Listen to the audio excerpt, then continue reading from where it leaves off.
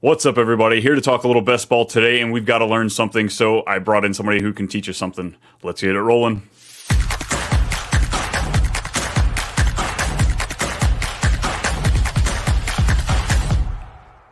Welcome back, everybody. It's Too Much Best Ball.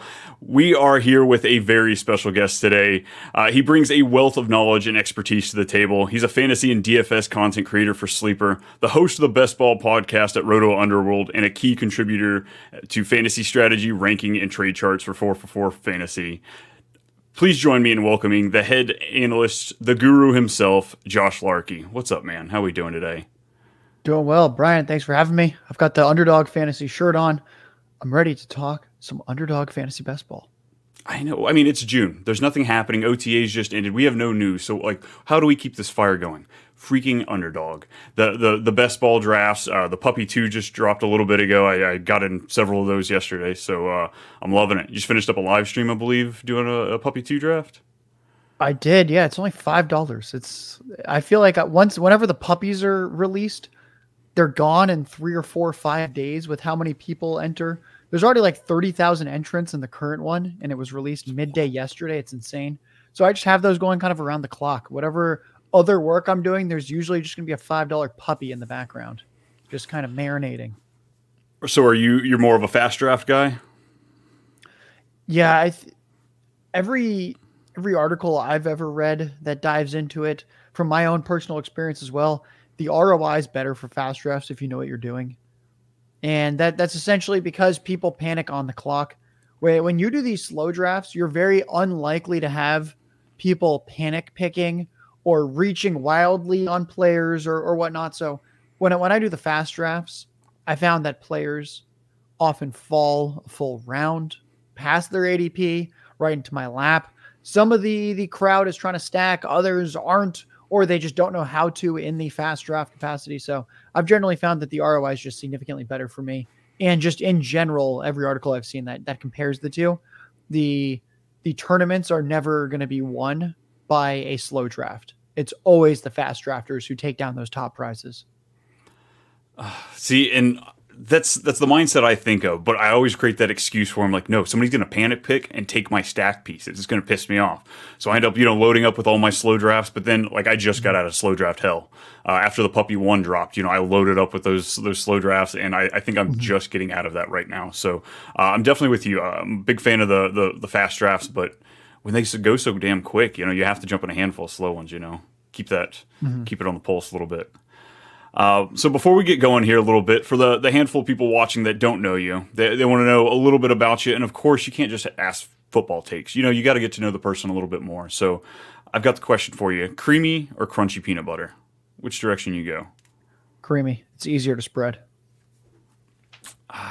Never a time or place for crunchy? Well, you just said what I prefer. I didn't say you're not allowed to eat crunchy. I had to pick which one I prefer. Oh man, we're splitting up already at the beginning here. I'm Team Crunchy. Team Crunchy, 100%. But the creamy is definitely easier to spread. But yeah, I do like me a good crunch in my peanut butter. I like it though.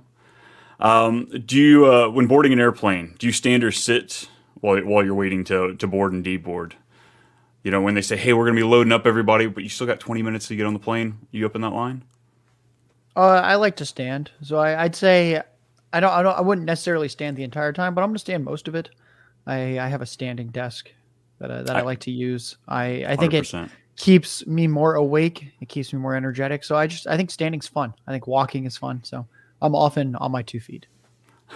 I'm with you there, but I'm just not a big fan of the crowds. I'm a taller guy, so when people tend to get a little closer to me than I want them to, so I'm always mixed. My wife's like up there right at the front. I'm like, come on, just stand in the back, and inevitably my luggage doesn't make it in the overhead bin because there's not enough room. So yeah, it's I just can't figure it out. So I'm reaching out to everybody trying to figure out what's best, Just keep standing. It'll if anything, it'll give you the hunchback you've always wanted as you contort yourself around the weird areas on the plane.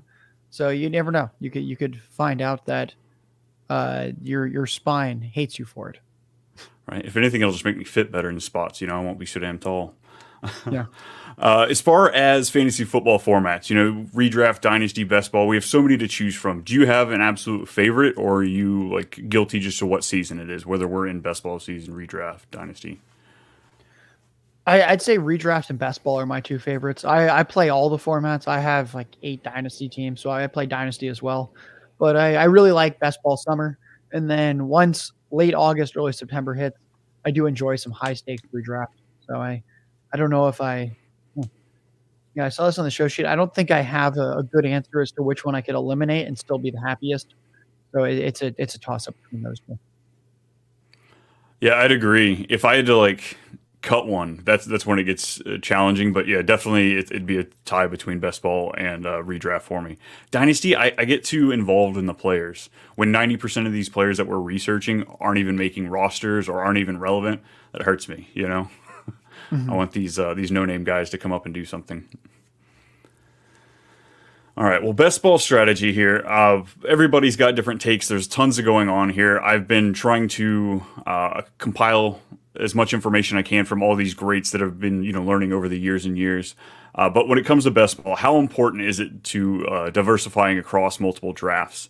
What approach do you do to ensure that you don't go too hard on one player? So I personally don't care too much about diversification. I'll just kind of look at my player exposures occasionally. I try to keep the early round stances to 20% or less.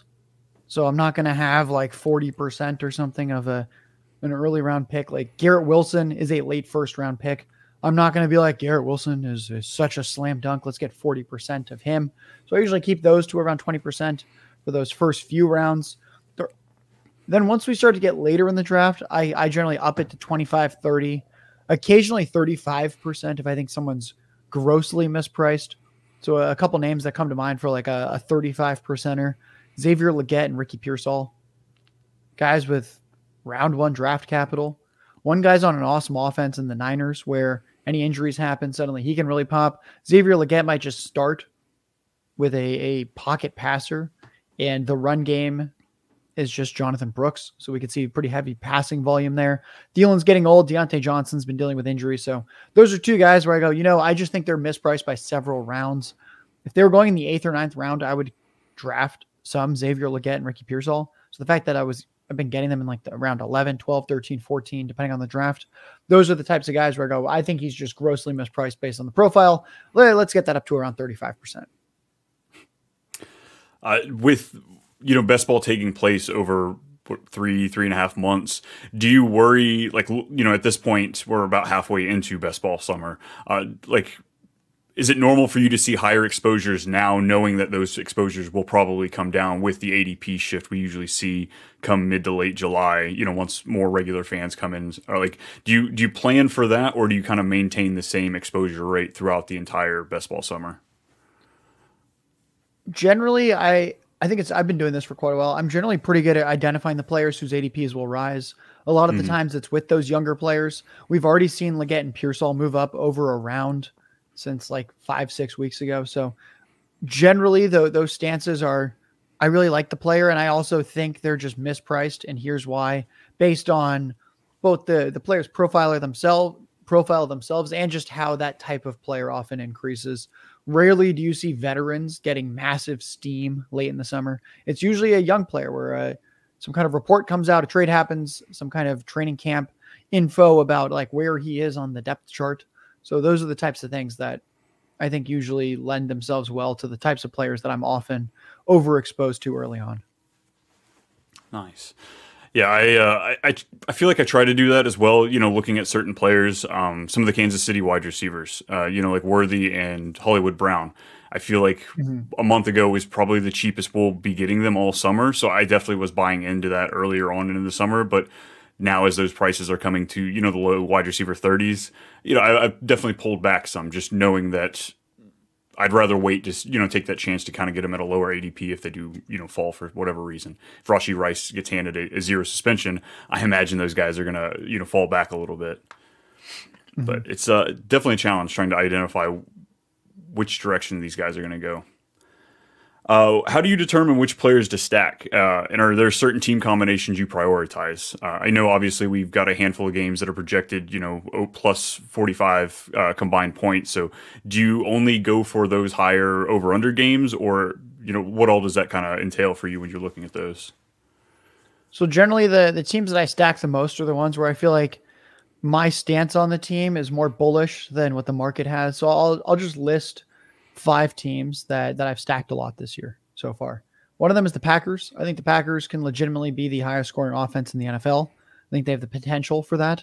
Jordan Love threw the second most passing touchdowns in the NFL last year, playing as his first year as a starter with the league's youngest supporting cast, who also kept getting injured. Everyone was rotating on and off the injury report. Super young team. It's now there's a lot of continuity with the skill players. I think this could legitimately be the highest scoring offense in the NFL. I think at worst it's top 10. I think it's most likely the 6th or 7th highest scoring offense. They're all pretty affordable. Jaguars. I think Trevor Lawrence has dealt with some really, really bad injury luck late in some of the seasons that's given a sour taste in people's mouths. And the offensive lines have been so atrocious the past couple of years. I think that's going to be a little bit better this year. So I've taken a lot of Jaguars. Chiefs. I think they had one of the highest drop rates too last year. The Jaguars did. They did. Yeah, Ridley, Kirk, Ingram. There were a lot of drops overall. Chiefs last year, I think they were the 11th, 12th, something like that, highest scoring offense in the NFL. They've generally been the first, second, or third in previous years. They injected, as we mentioned, Marquise Brown, Xavier Worthy. There's 2 super fast receivers now brought into this offense that still has Rashee Rice and Travis Kelce. Another offense I think could be the highest scoring offense in the NFL. It's a cheaper offense than several other ones right now based on ADP, and I think it should be the most expensive, most likely. Chargers. I wrote an article for Player Profiler actually about this. The Chargers ADPs look very similar to the Broncos, the Patriots, and the Panthers. Those 3 teams have the 3 lowest win totals, 3 lowest implied team total points totals in the betting markets when you just add up how many projected points per game for each game when you're looking at the betting markets, the team totals, spreads, whatever. You do the math, and these are going to be 3 pretty terrible offenses. Chargers are supposed to be the 20th best offense. So a tad below average, but they're priced as if they're the stone worst. Excellent quarterback, excellent offensive line. Skill players are pretty gross, but someone's going to do something there. When you have a really good quarterback and a really good offensive line, stuff happens. We've seen that before with Patrick Mahomes and the Chiefs, where you get rid of Tyreek Hill, and it's not like they became an awful offense. They were just no longer maybe number 1. Maybe they're number 8, number 10. So Chargers. Last one, Cardinals. Kyler Murray was coming off the ACL tear last year. He looks like he's pretty much back. They just brought in a generational receiver prospect in Marvin Harrison. They still have Trey McBride. Michael Wilson's kind of okay. James Conner's still functional. They brought in running back Trey Benson. The offensive line should be pretty solid this year. So I think that's an offense that could quietly be top 10, maybe even top 7, top 8. So those are 5 teams: Packers, Jaguars, Chiefs, Chargers, Cardinals. I'm going to be targeting players on those offenses a little bit more than most people. Yeah, it's hard to argue with those. I think my favorite part of those 5 teams is you're getting so many of them late. Jordan Love, I believe, is going to be the earliest drafted quarterback. Maybe Kyler. I think he's going QB8 right now. But yeah, because that's the hardest part. Stacking, Eagles and Cowboys right now is virtually impossible. Sometimes it falls to you, but just with that being that Week 17 correlation piece, it's hard to get those 2. So trying to find these middling teams as far as ADP goes, I think is kind of that go-to for me. The only thing I don't like about the Chargers is they're playing the Patriots in that Week 17 game. So yeah, there's great stackability there. I like Drake May, the upside with possibly the rushing and some of those late wide receivers, but God, it just looks gross banking on that as one of your Week 17 correlation pieces. Yeah, to that I'd say we're pretty bad at this time of year at knowing exactly how those games will play out. We're good at knowing probably these games are going to play out this way, but in terms of compared to what the field thinks, the field is so certain that game's going to suck. Yeah. It is so certain. You would never find anyone out there that puts that as a top 5 scoring game of the week. Nobody would ever say, hey, give me the 5 highest scoring games. That would never be included. what is there, like a 20-30% chance it is one of the 5 highest scoring games? So like, sure, it's probably not, but the chances of that are going to be so much higher relatively than what people are thinking based on how they draft. And I think that's important to remember is like we can have weird games. We've had like the Bears, the Panthers. We've had teams in recent years where you would never be like, that's the awesome offense. Suddenly have 3, 4, 5 touchdowns going to a couple key players late in the season. So the Patriots are probably not that team, but like maybe the Chargers just blow them out. The Patriots are a pretty bad roster. Maybe Drake May is really good. This time last year, we all thought CJ Stroud and the Texans offense was going to be terrible. Articles were written about how CJ Stroud was doomed to fail because he went to a team with such a terrible ecosystem on offense and supporting cast. Terrible. Nobody was saying, yeah, Nico Collins and Tank Dell are borderline superstars. This is a great fit. It was like, God, he's got Nico Collins, Tank Dell, John Mechie, Dalton Schultz is there, the cast off from the Cowboys. Like, things get reframed so quickly sometimes. And because the Patriots have that rookie quarterback in Drake May, they could definitely be one of those teams where we go, wow, terrible defense. Offense is not half bad. We don't hate this game anymore. Yeah, the storyline's completely, could, like you said, it could be written. Chargers are supposed to be in that playoff hunt if you look at their over-under on wins. So if they're making a playoff push and then they got Drake May out there with all his young weapons and Polk and those new guys just trying to find out what this offense is made of. So I like it. Like I said, it's hard to want to like it, but when everything makes sense there, you have to take that emotion out of it. The fact that we're projecting almost 6 months out, it's ridiculous for anybody to have a hard stance on anybody. Like I'll give an example, actually, outside of that Chargers-Patriots game.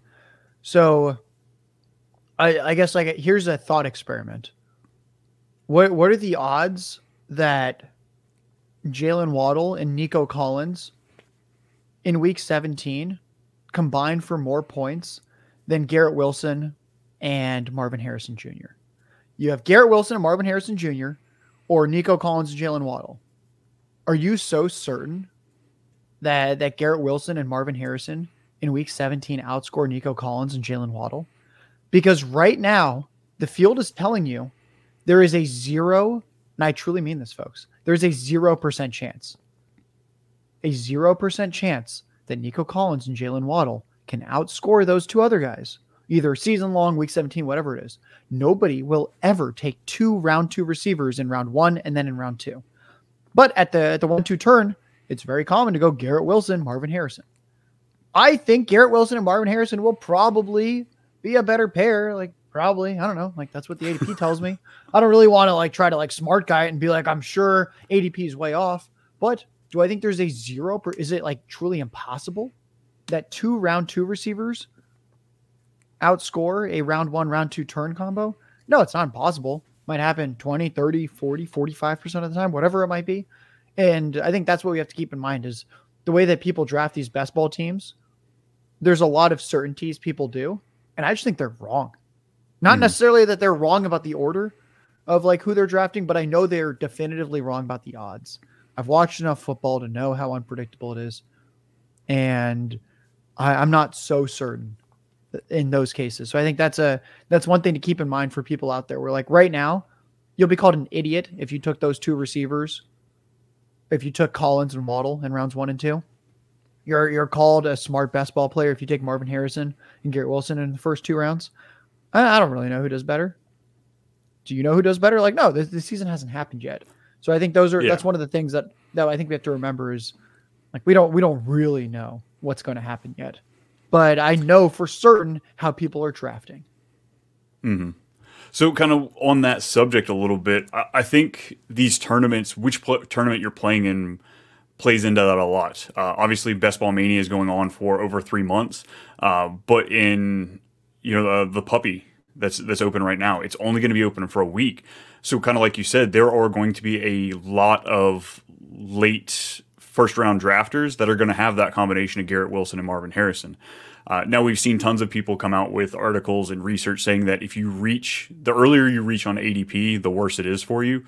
But on a tournament that the ADP isn't going to shift much from the time that it opens to the end, are you more willing to do more daring risks? I mean, especially with a $5 draft, like, would you be willing to Yes. reach on stuff like that to make those stacks that you normally couldn't make within this week of the ADP that we know locks in?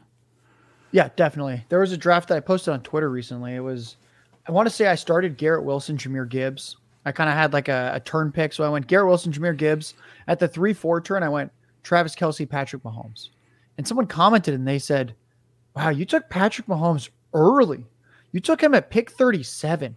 His ADP is 44. And to that I said, okay, so are you guaranteeing that Garrett Wilson, Jahmyr Gibbs, Travis Kelce, Patrick Mahomes can't have good seasons? Because it sounds like it. What, you want me to wait to pick 59 and hope Patrick Mahomes falls from 44 to 59? That's not going to happen. Like, if you ever in a puppy want that 4-player combo, which, like, those are all 4 good players, like, you have to kind of shift compared to what ADP is telling you.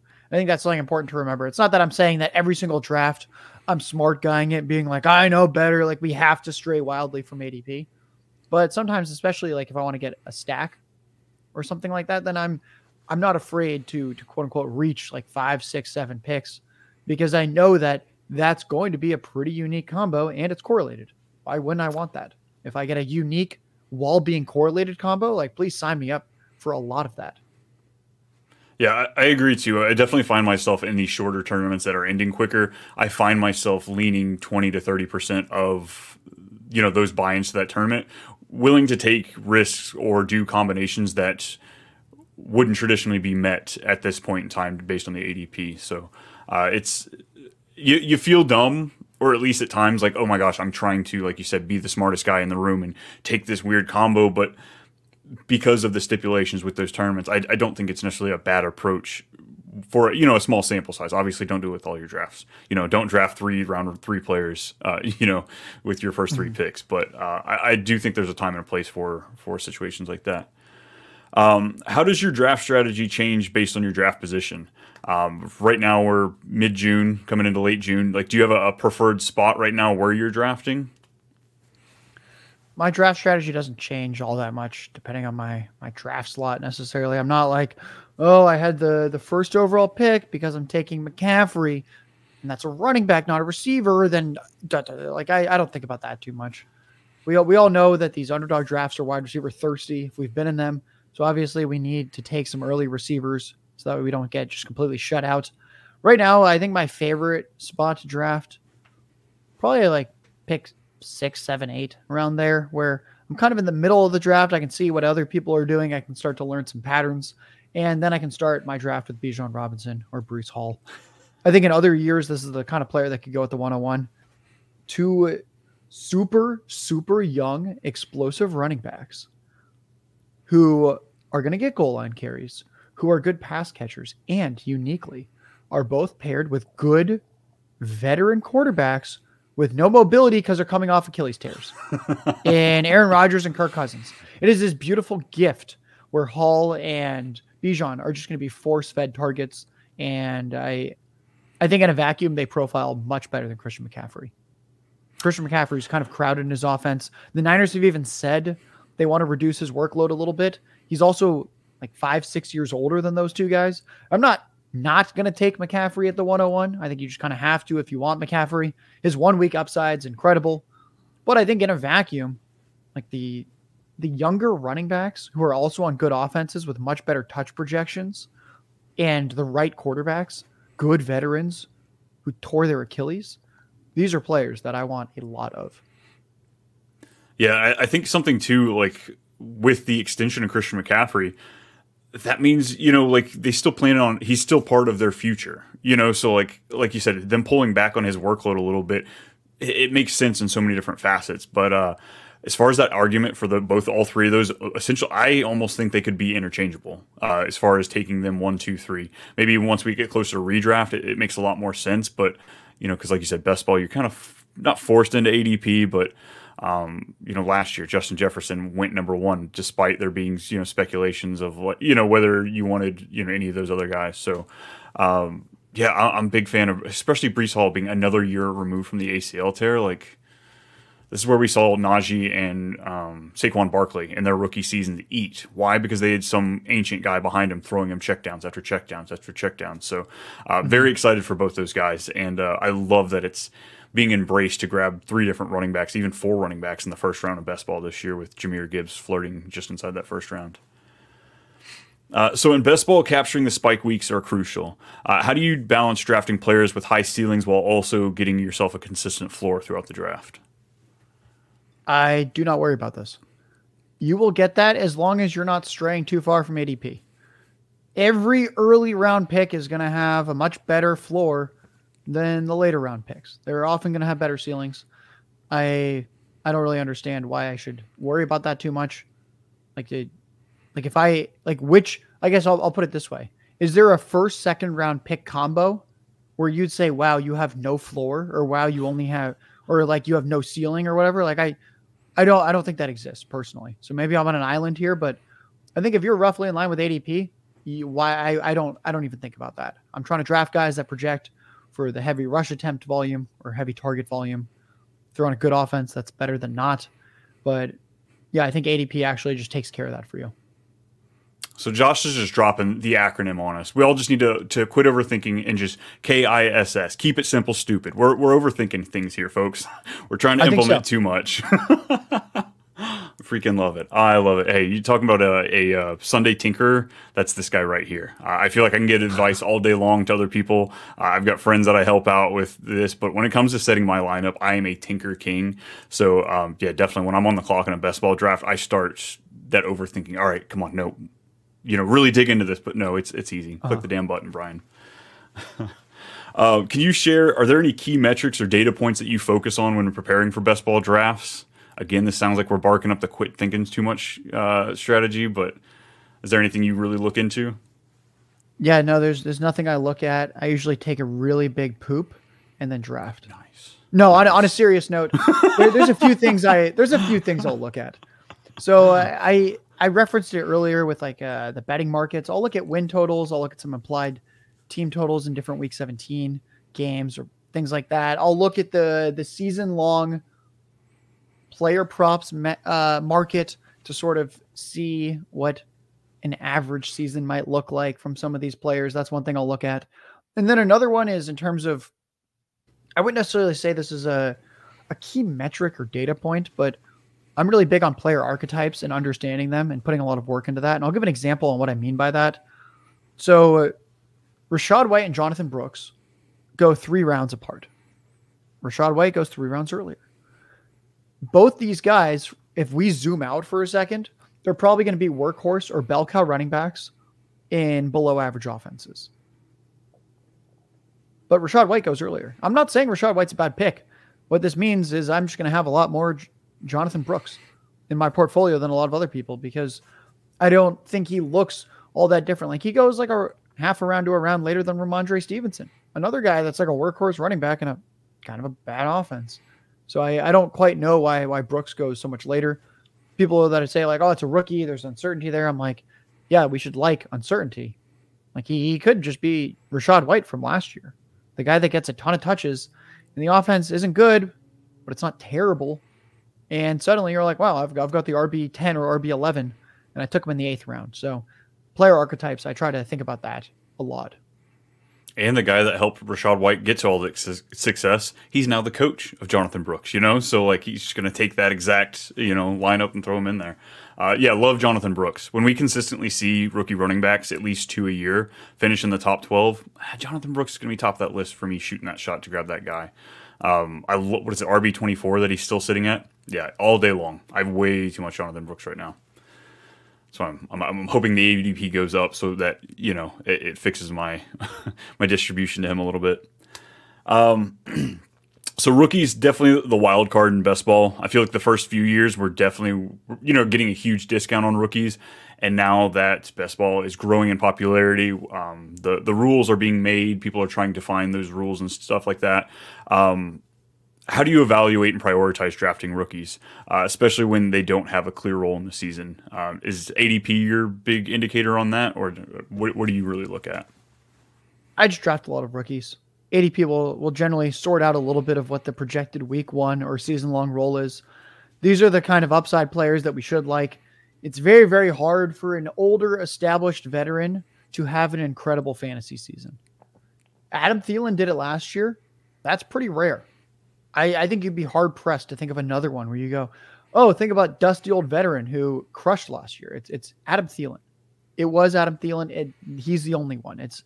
But when we were like, all right, now which rookies surprised? Then suddenly it's like, oh, this guy and this guy and this guy and this guy and this guy. So I'm just going to take rookies. And generally, what I've always said is my tiebreaker on the clock. If I'm not stacking, I take the younger player. And it's hard to be a lot younger than a rookie. Is there a limit to how many rookies you're willing to take? Because I'm not going to lie, I've had a handful of drafts where I've looked and I'm like, oh my God, most of my running back and wide receivers are rookies. Like, it doesn't feel as good, but I get the strategy and the appeal to rookies. Yeah. I don't think there's a limit. I posted a team on Twitter. I thought it was pretty hilarious. I did a 0 RB build. I had 8 running backs. They were all rookies. I literally had the rookie class except for Trey Benson. I thought it was pretty fun. Awesome. Like it was Brooks, it was Corum, it was Jalen Wright, it was Marshawn Lloyd. It was just like up. And there were 8 of them. So I just need like 2 of those dudes to work out where we kind of get the depth chart wrong or an injury happens. At no point did I look at that team and think, wow, this running back room sucks. I thought, this is going to be really fun during the season to see which of these guys pop. I will be shocked if I'm getting zeros from that running back room. Yeah, it's definitely hard this part of the season looking at those running back rooms. But like you said, if you go back and look at what those teams would have looked like at the end of last year, yeah, the running backs were awesome. The wide receivers, we had 6 in the top 40 last year, 6 rookie wide receivers. It was insane, the production we get from these guys. So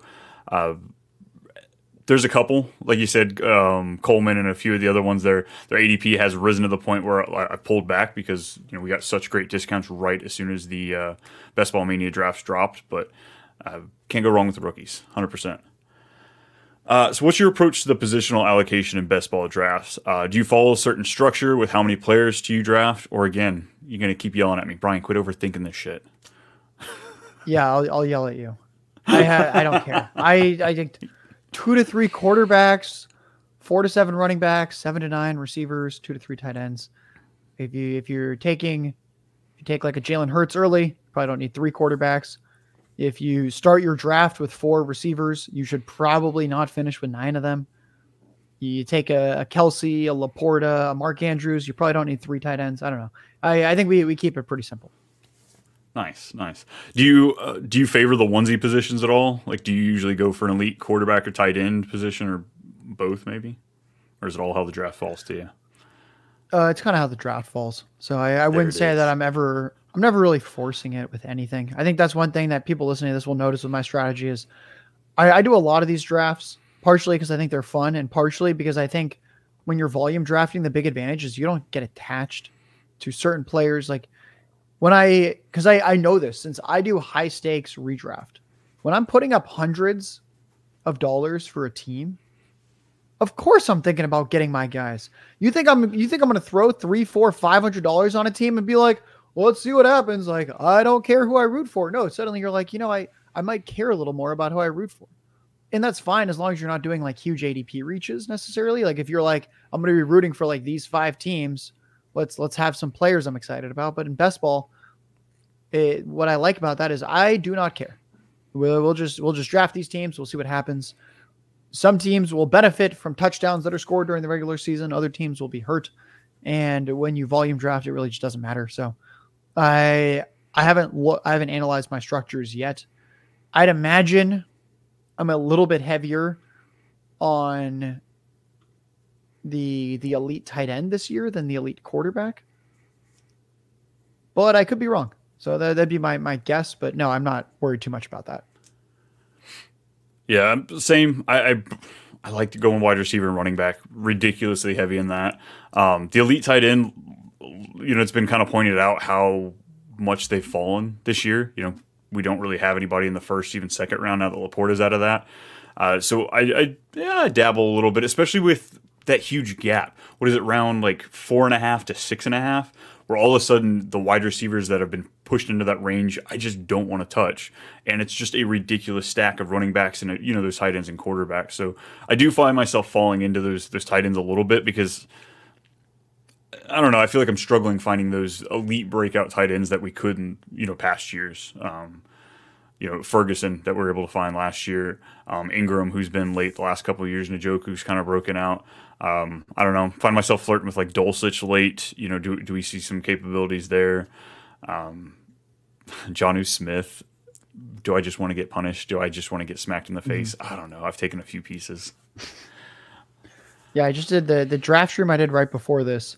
It was kind of funny. The tight end room was Kyle Pitts and Jonnu Smith. So they're no longer teammates, but it was basically the Falcons tight end room from last year. So I kind of chuckled as that happened. Because you got the key piece out of there. Yeah. No Arthur Smith. No Arthur Smith. We have Rams and San Fran coaching tree dudes in both those places. So hopefully these are efficient, high scoring offenses. I freaking hope so. I never really bought into the Kyle Pitts hype just because I don't take early tight ends over the last few years, but I think I finally drank the Kool-Aid. I've got the red mustache and everything right now. It's killing me. This is the year. Is it? It is it? All right, I'm jumping in. I'm down. This is the year. Before we get you out of here, I want to dig into, talked about just like that 4th, 5th, 6th round a little bit. Second round. It's driving me bonkers right now. Just these players that I feel like I'd love to take all of them at the end of the second round, and I don't quite know who. As far as the Texans wide receivers, do you have a favorite right now when it comes to those guys? Stephon Diggs, I just don't see myself taking. So, are you leaning a certain way? I have a lot of Nico Collins. He consistently gave us top 5 weekly finishes at the receiver position last year. He's now going to be in his 2nd year playing with CJ Stroud. Tank Dell is super tiny. The type of player who often gets hurt. He got hurt last year. It's just tough in a contact sport when you weigh 160 pounds to stay healthy. And then Stephon Diggs is 30, and I hate his attitude. Stephon Diggs is like the last person I'd want to get a beer with, because you'd be like, Stephon, how was your day? And he'll be like, God, my day at work sucked. There's no target competition. I play with the 2nd best quarterback in the NFL.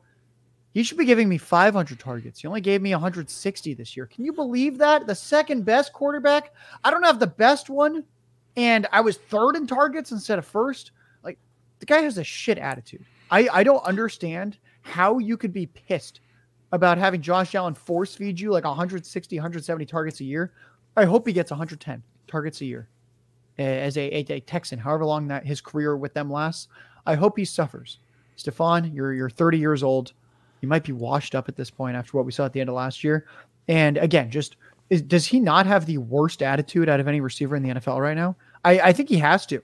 He had the dream situation, truly the best situation out of any receiver in the NFL the past 4 years, and somehow managed to complain his way out of it.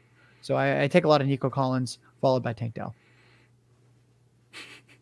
Yeah, I like the split there. When it goes Nico and Stephon Diggs right around the same price, yeah, give me Nico every time. And then Dell, I hate that he slipped into the 3rd round because he's been a great 4th round turnaround pick.